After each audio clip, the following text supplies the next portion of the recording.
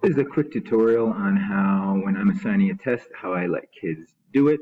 So first, I click on a class to assign to. In this case, it's going to be a fluency quiz for these two finance classes.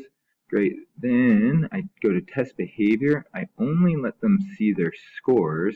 And the reason why I do that is when I click here, you can click this thing called auto redirect. And what that does is that lets them retry it automatically.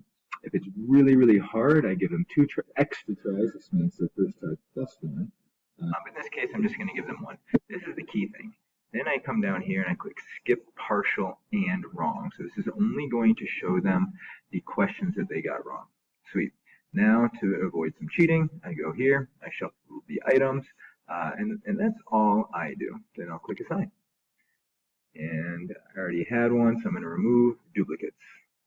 Great.